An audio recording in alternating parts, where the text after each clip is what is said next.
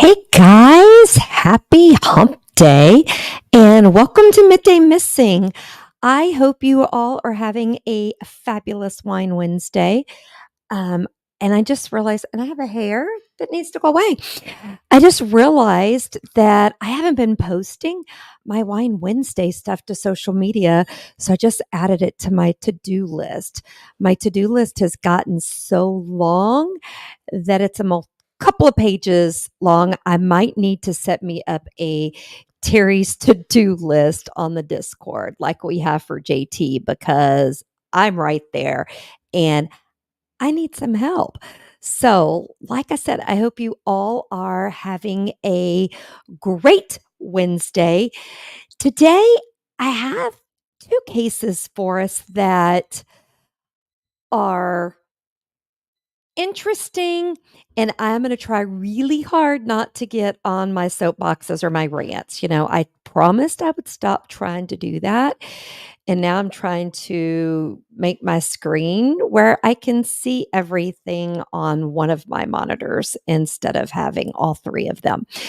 So I am ready. So, for those of you that are new here, I'm not sure how you stumbled across us, but I hope you're okay with this crazy ride. So, I am Teri True Crime. In case you're not familiar with me, I am one half of the True Crime and Wine Time podcast duo. JT is my better half on the podcast, not in real life. And currently, True Crime and Wine Time production produces the original podcast, True Crime and Wine Time, The Hey Ho Show, the special investigation into the disappearance of Chase Lackey, which I will be mentioning today, Night Court, and of course, Midday Missing. We stream live several days a week, so be sure to subscribe to our page so that you don't miss anything. And be sure to share it with others so we can get more people to come here who wants to join JT and I for all of our crazy stuff. We are doing celebrity crimes tomorrow night, and that is going to be fun. And for the first time in a long time, my case doesn't have any brutal murder, no bunny boilers, nothing. So, what does that mean? Teri will be able to enjoy wine more and not have to concentrate. So, I hope you guys are okay with that. Now, I want to tell you about Ian Kirk Wilcoxon. Ian Wilcoxon was born February 22nd, 1992, graduated from high school in Conroe, Texas, and also served in the United States Navy. Now, Ian lived part time in Conroe and part time in Boone, Colorado, which is Pueblo County. The reason I'm telling you that, a lot of the online stuff say he went missing in Pueblo, if I could speak right. That was the county, not the actual city. He actually lived in Boone. Now, Ian moved to Colorado in the summer of 2016 after being laid off from his job and went to work on a Colorado marijuana farm. Now, guys, I'm not sure if that rings any bells for you, but it does for me. So, for those of you who haven't listened to any of our special investigation into the disappearance of Chase Lackey was from Crosby, Texas, but lived in Houston. Crosby is like a little small suburb of Houston, kind of like Conroe. And growing up in that area, I mean, I knew people from Crosby, Magnolia, Conroe, Baytown, but all of it to me is Houston because you can get across everywhere, right? Now, Chase lost his job in January of 2017 and started working on a marijuana farm in California. And then he went missing in July of 2017. Okay. Both Ian and Chase are good looking, fit, all American young white men, and both went missing within a year of working on a marijuana farm after losing their jobs. Now, I'm not saying that the reason they went missing is because of the marijuana farms. I, however, am just stating the facts. And to me, it is suspicious as all get out. Okay. So it's just suspicious. And it's going to get a little bit more suspicious as I continue. So I just want you to put a pin in that, okay? Ian was last seen in Boone, Colorado on the morning of January 4th, 2017. Okay. Ian was scheduled to fly back to the Houston area, but his flight was canceled due to bad weather and he never rebooked on another flight. Now, me being me, I went to check out the weather in Houston because you don't get all the ice and stuff as much as you do in Dallas. So I wanted to go see what the weather was like to see if they canceled the flight because of Houston. Well, the high was 56 and the low was 49, and it was a tad bit windy. So no reason that the flight was canceled on the Houston end. So then I went to check Colorado Springs. Nowhere do they say which airport Ian was supposed to fly out of. Colorado Springs, I looked up, is the closest to Boone. So I looked at their weather. 27 was the high, and the low was 16. And there was some light snow, and it was windy. So I'm not sure if the flight was canceled due to weather there at their airport. I kind of, in my thin brain up there, think that maybe the plane that was coming from somewhere else into Colorado Springs hit bad weather.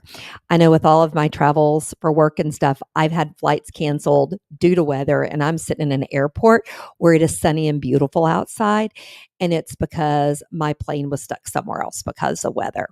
So that is my 2 cents. And please don't ask for change on my 2 cents. Okay. So now the other interesting thing about Ian's disappearance, nowhere could I find any reports saying that he had left for the airport, or did he know before going to the airport that it was canceled? None of that. Okay. All I could see was that he went missing that morning. Didn't say what he was doing when he went missing that morning. And the only personal items missing were his clothes he was wearing, his phone, his keys, his wallet, and his gun. Now, before anybody gets on to the gun situation, remember, he was from Texas, he served in the Navy, and he worked on a marijuana farm. Pretty good reason to carry a gun. Okay. Now, on Wednesday, January 4th, when he went missing, he had communicated with his landlord back in Texas that he would pay his rent when he arrived. That leads me to believe he went to the airport, or at least he thought he was going to go to the airport, because how else would he say that he would pay when he got there with him not, rescheduling that flight? Now, I found reports that his last communication was a text at 10 a.m. They did not say who the text was with. And I believe it was on the Facebook page. I saw his sister or family member said his phone stopped pinging and working the night after he went missing, assuming that it died. Okay. Now, the other thing about this case is that he left behind both of his vehicles, but he took his keys. So he didn't drive to the airport. He didn't drive wherever he went. His car was still there, both of them, okay, as well as the rest of his personal belongings. Nowhere could I find who was the last person to see him. He did have a roommate. I couldn't find the roommate's name. Couldn't find any of that. So I'm not sure why there is so little of information. But once again, guys, all very similar to Chase's case. He went missing without his vehicles as well. Now, police have said that there was nothing at the residence that suggested foul play. So in Teri's cop term brain, that means it didn't look like a crime scene. There was no blood splatter, and the house had not been ransacked. Okay. So that's my little bit of brain there. Now, here's the other thing, guys. I can tell you that Ian and Chase knew each other and that they had each other's contacts in their phone, and there had been communication between the two. Now, How did they know each other? I have no clue. I mean, both being from Houston, around the same age, could have met in the clubs, could have met seeing friends, or they could have met from working on the marijuana farms. Now, I don't know if Ian has any connections to Addison Guerrera or Matt Brewer, who are the friends of Chase, who police know and we all know lied about their interactions with Chase the weekend he went missing. Just very suspicious that it's kind of the same thing. Um, they both went missing. Nobody knows exactly when they went missing. Their last communication was a text. Chase's last communication was a text. There's just a lot of similarities there. Okay. So it's interesting. Now, Ian's family desperately wants to know what happened to him. They want to bring him home. So if you have any information about Ian Wilcoxon's disappearance or any information around his life at that time, feel free to call me and tell me, because there's not a lot out there on this. Police are keeping it pretty under wraps, and I didn't see where the family was putting a whole lot out there either. So please call the Pueblo County Sheriff's Office at 719-583-6250, or you can call anonymously Crime Stoppers at 719-542-STOP. Guys, I don't know what the numbers are for that, but it's STOP. Now, Ian is 5'9", weighed 155 pounds at the time he went missing, has blonde hair and blue eyes. You can also follow the case updates at Help Find Ian Wilcoxon on Facebook. I will say not a lot of updates there, and no shame to the family. I mean, 7 years, you've got to get on with life. I mean, I don't know how you balance looking for a loved one and getting on with life. I really do not know. Okay. I don't know. Now, I want to know, Angie, why you hate flying. Is there a story behind that? If so, I need to know what it is. So, oh, thank you. So for Crime Stoppers, it is 719-542-7867. Thank you, Angie. I was like, how do I do that? You probably just looked at your phone. So next, we're going to go on to Brandon Abett. And Brandon Abett was a typical 15-year-old Northern California teenager. Okay. Brandon left his home sometime between 10 p.m. on January 16th, 2022, and 9 a.m. on January 17th, 2022. Before I get into this case, I'm going to tell you there's a lot of things about this case that pisses me off. Okay? A lot of things. So just be prepared. I will try to keep the language in check, but just be prepared. Now, Brandon was a freshman at Pleasant Hills College Park High School. Why such a long name for the school? Can't we just say Pleasant Hills Park High School? Do we have to throw in the college part? Because it just makes it longer. And his family says he left the house through his bedroom window and has not been seen since. Now, sadly, Abett is his last name. Abbett. Now, he left. Let me back up. The family ran into issues. Guys, I talk with my hands if y'all can see the bottom of my hands. The family ran into issues with local law enforcement who did not take his disappearance seriously because they treated it like he was a runaway. And guys, it took many months to get the police to investigate Brandon's disappearance. By the time police went around looking for video or photos from cameras in the area, it was almost a year later. And as you would expect, all footage had been deleted. People record over stuff. I mean, come on, who pays for unlimited footage on cameras? And guys, this pisses me off because even if the police think he ran away because he was a typical teenager, that he was just blowing off steam, bad shit happens when teenagers or people in general are out alone at night. So why in the hell didn't they start looking for him sooner? Okay. It's not like he had a criminal background. I mean, if he was a runaway and they found him, charge him with something, make him pay a hefty fine, and do a hell of a lot of community service. Don't just tell the family, oh, he's a runaway, deal with it, he'll come home. You don't do that because, like I said, bad shit happens. You crawl out the window. I mean, even kids who sneak out, nobody knows he ran away. Okay. You don't know that. Okay.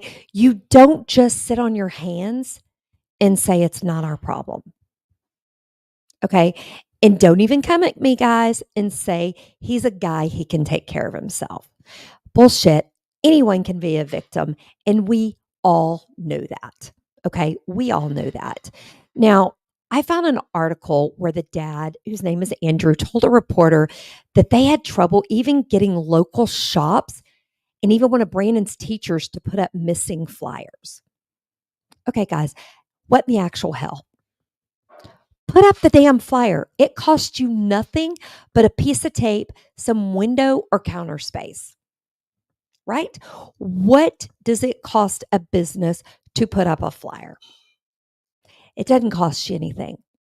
And I'm sure Brandon's dad would have been happy to give you a piece of tape if that was the problem. And if you wanted to say, oh, it clutters it up, he's missing. Okay. Even if he wanted to run away or even if he wanted to go out and see a girlfriend, because listen, maybe he was talking to a girl or a person that he thought was a girl online. What if he left to meet her during the night only to be abducted by a guy who is pretending to be the teenager? I mean, seriously, people, use your damn brain. Police, you too, use your damn brain. Now, Brandon's dad, Andrew, admits Brandon's disappearance is not the typical missing child case that gets attention. Guys, he even said when the media showed up and they found out that he left on his own in the circumstances, they packed up and left. They packed up and left. Why? He is still missing. I just can't. And Andrew, his dad, even made the comment, would it have been different if he was a 15-year-old girl? I don't know. Because we know that there have been some teenage girls that have gone somewhere and they don't get publicity because they left on their own. You never know what happens when they leave the house. People get trafficked all the time. California, big place for that problem. Okay. So if you own a business, if you're a police officer, if you're a human, if somebody asks you to please put up a flyer or to help look for a missing teenager who left on their own, do it. Okay. Now, nowhere did I see that he was involved with drugs, a gang, or anything. And that Brandon was a quiet teenager. He had a small circle of friends and he pushed boundaries like teenagers. And he was a typical teenager, guys. So what the hell? Now, it does get a little bit more interesting here, but still it doesn't change my opinion, right? Jade, who's Brandon's sister, did say that her mother tried to talk her into leaving their dad's home and come live with her after the parents had a nasty divorce. So some of the media felt it was a parental abduction and they weren't going to get involved. Jade said her mother offered to send her to live with family in another state or she could live with her. So I'm going to just say, everybody hate me if you want. Just go ahead, get ready, at me on social media or my email address, wherever you want. But to me, it sounds like this mother was one of those who used her kids as a pawn. And I'm speculating that the dad had custody as both kids lived with him. But I did find an article where they went back and forth for visitations. But I mean, the mom was trying to get her daughter to sneak out and come live. Tells you that possibly could have happened. But Andrew, his dad, said he and his ex wife did not agree on many things regarding the kids, probably why they got divorced. Now, Brandon's mom, Dawn, I mean, dads who aren't involved with their kids' lives, I call them sperm donors. I need y'all to help me come up with a moniker for moms who are not good momming. So she tried to take the kids out of public school and homeschool them without dad's permission. They argued about whether or not the kids should get vaccinated because she wanted them homeschooled and no vaccines. And they also disagreed on whether or not he should get tested to see if he had ADHD or a learning disability. We will talk a little bit more about that because Brandon and his dad, Andrew, argued over homework. And now that Andrew has all this time to sit and think about it, and he thinks about how he handled the homework situation, him not getting it done, he parented like a lot of parents. Hey, you don't do this, I take away this. Hey, you don't do this, your consequences are this. And now he's looking back saying he thinks his son had a learning disability or he had ADHD. Andrew, do not beat yourself up. I'm a mom. I had 2 boys, and it's hard to tell whether it's a learning disability, ADHD, which one of my kids had, or if they're just being bratty teens. So please let yourself off the hook. Okay. I want to just tell you all that. Let yourself off the hook. Okay. Because Andrew, you could not have known, and you were raising 2 teenagers. Okay. Andrew said that on the last night he saw him, he told Brandon, I love you, gave him a hug, and that was around 10 p.m. on the 16th. Okay, now we're going to get back to Dawn, the mother, whose police have said has been somewhat cooperative. I don't know what somewhat means, but somewhat cooperative. And they searched her house. Now, Andrew says he has not heard from his ex wife since the phone call where he called to tell her their son was missing. Really? All she said was, yep, I don't know anything about it. Basically, I mean, she wasn't interested. Please tell me, what the hell? Now, Jade has now cut off all contact with her mother, which I want to say, good for you, Jade. You have the right to cut toxic parents out of your life. I mean, she's older now. You can do what you want. I believe she's 18 now, so you can do that. Guys, Dawn never helped hand out flyers, do any searches, any interviews with media, any social media posting, or anything in regards to her son missing. Okay, Jade told a reporter that after she cut her mom off, her mom attempted to contact her a couple of times. And Jade basically said, I don't want to talk to you until I know where my brother is. Which makes me kind of wonder, does she suspect her mother knows something? Or does she suspect he left to go meet mom and then he went missing? I don't know.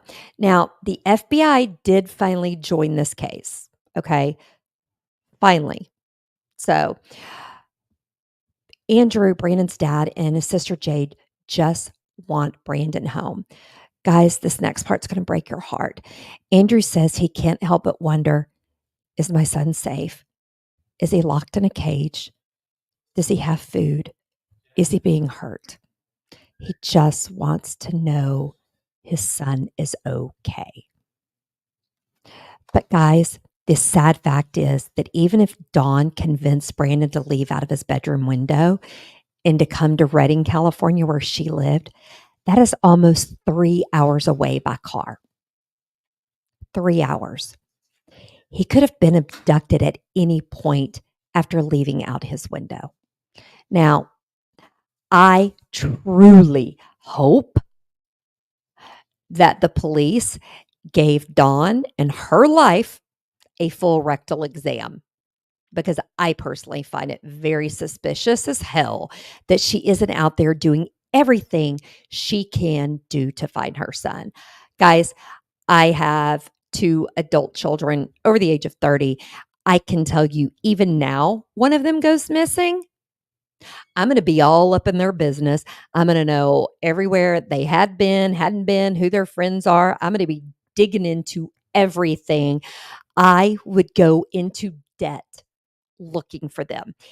Even if they left on purpose, I would do whatever I had to get communication to them to say, hey, if you wanted to leave on your own and you were okay, at least let me know you're okay. Then I will stop being a drama queen and putting it out everywhere that you're missing.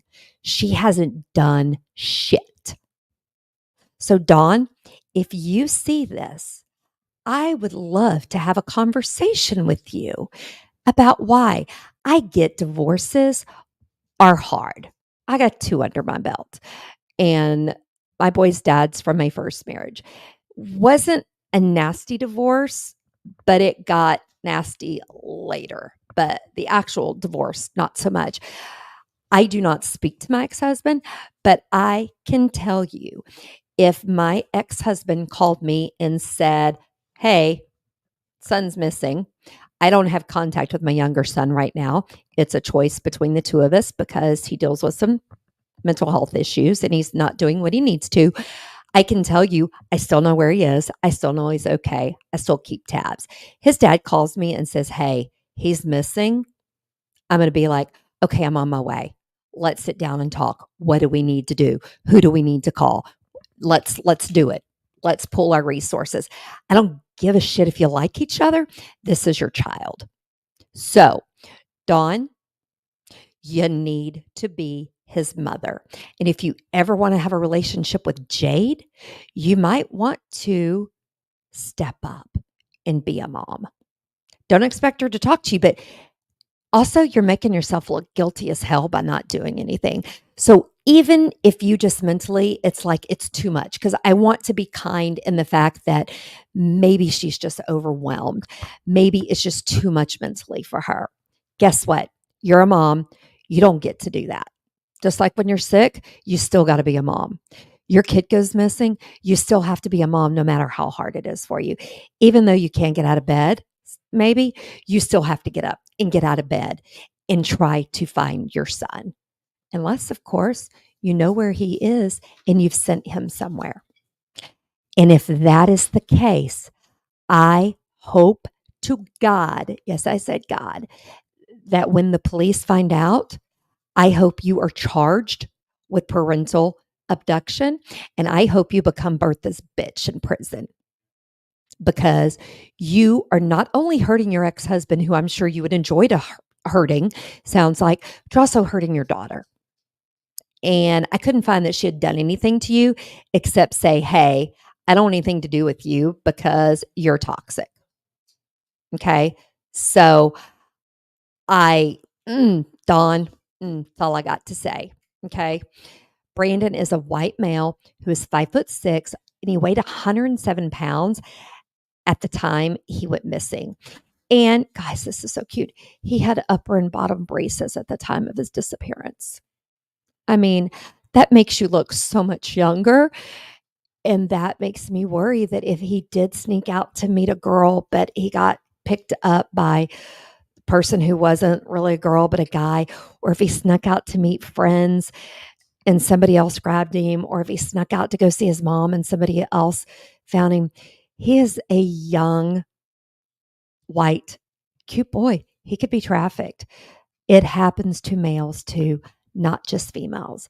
So if you have any information about Brandon's disappearance, or if you know anything about Dawn and suspicious things that maybe could be investigated, call the Pleasant Hill Police Department at 925-288-4600, or you can contact the FBI at tips.fbi.gov.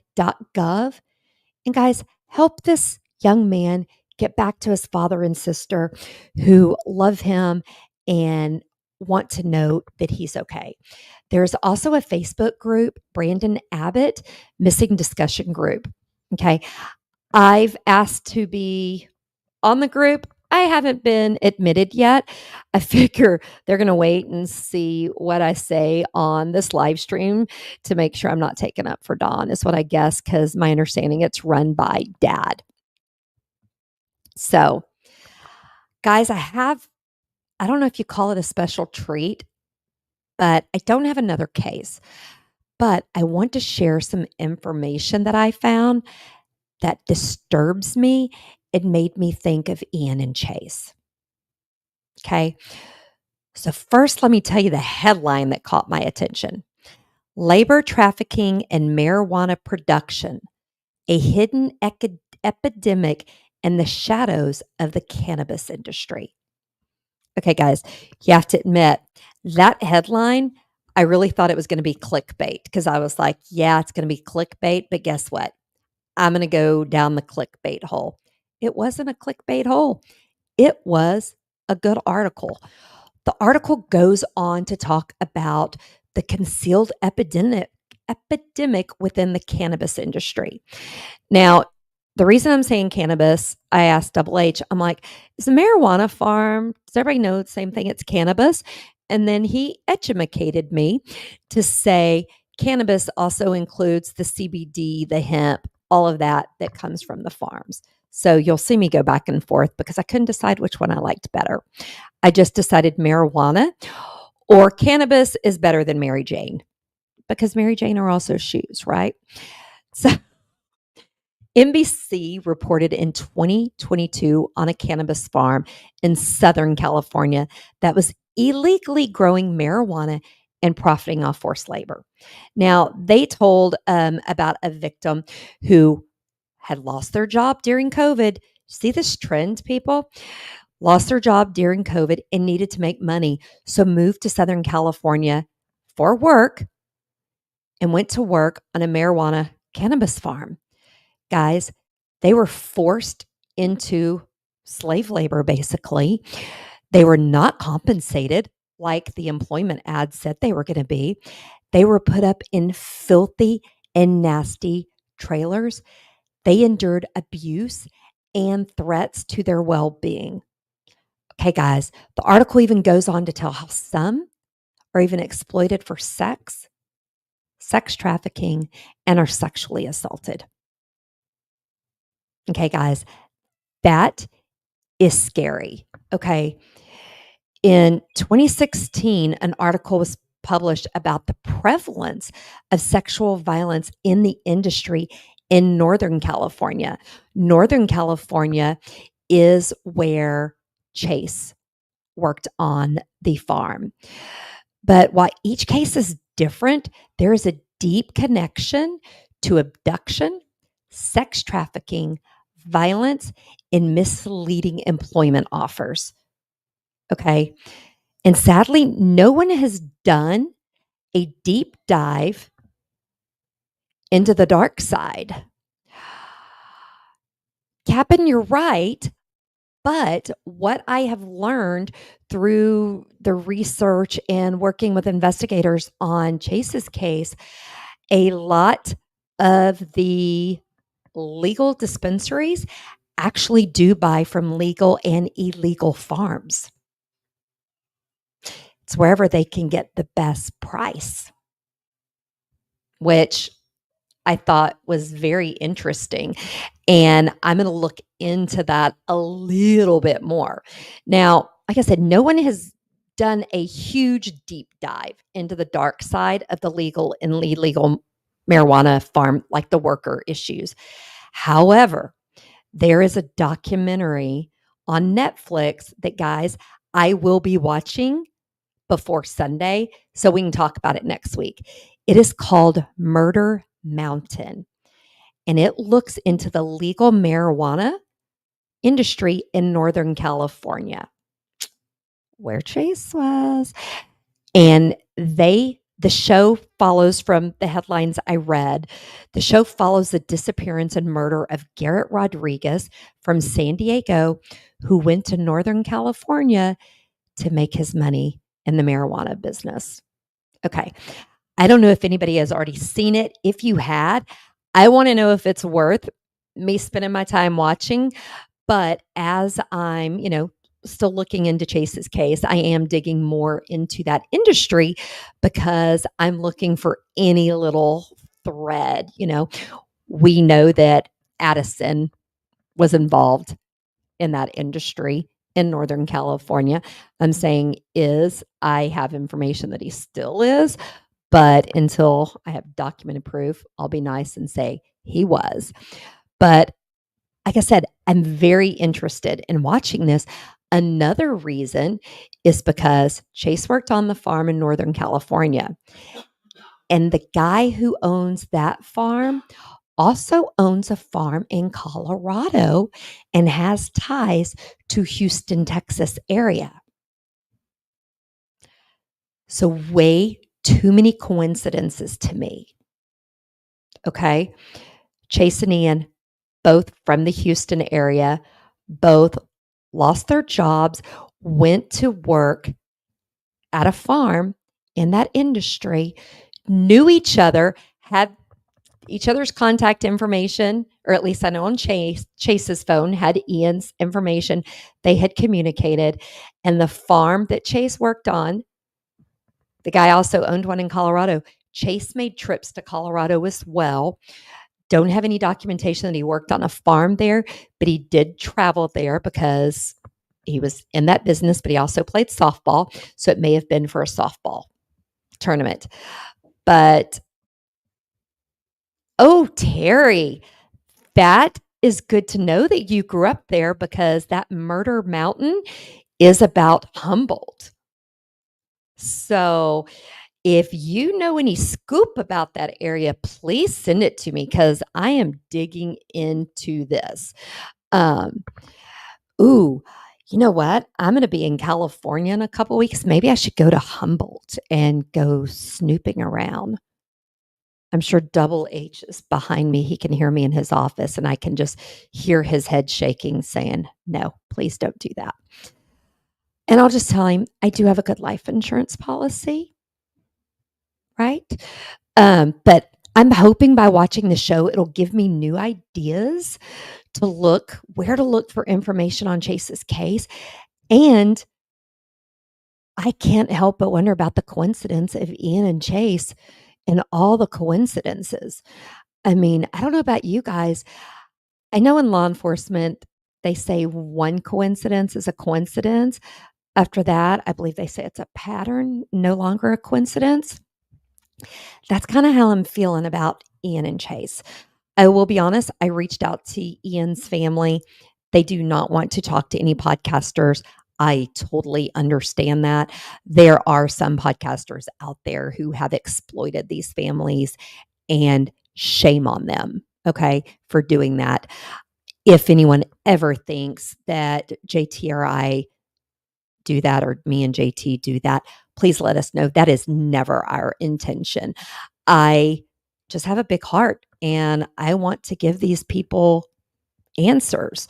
So once again, if you have any information into the disappearance of Chase or Ian and you want to call our tip line, that number is 512-553-9484.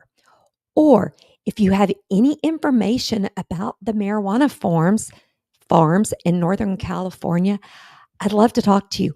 I want to know more. I know they use migrant workers. I know that they use people who apply. And from some of the research that I found in that article, some that people who owe them money, they kidnap them, they abduct them and make them work off the debt, but they really can't work off the debt because they're charging you daily to live there. Also, cell phone coverage doesn't work. Cell phone coverage is very spotty. So I find all of that very interesting. If any of you live in California and know about that area and want to take me on a little tour, I would love a little tour as long as we're safe. I can carry a gun in Texas. I don't think I can carry a gun in California. And as I've said many a times, I would not do well in prison and I would not do well in captivity. So I have to be very careful about that. So those are my cases. That's my little extra snippet that I had today. So I want to thank you all for joining me for my lunch break. Oh, yes. I want a 3-hour tour. Hey, I know how to trim goat hooves, cat nails, dog nails, and bushes. Does that count for trimming? I don't know if that counts for trimming, but I want to thank you all for joining me for my lunch today. I look forward to seeing you all again next Monday on Midday Missing. But don't forget, me and JT will be live tomorrow night with Celebrity Crimes, 7:30 Central, 8:30 Eastern. And don't forget, you can catch all of our productions here on our YouTube channel and our podcast wherever you get your podcast. Until next time, stay safe, watch out for crime, and enjoy your wine time, guys. And also, be sure to check out our other productions. Pop in CJT on Night Court and the Hey Ho Show. I like to drop in, just see what's going on. And I'll be honest, I sometimes am just a lurker, watch it, and never even let anybody know I'm there. Other times I pop in and say hi. So be sure to check out our other productions that we have. Until then,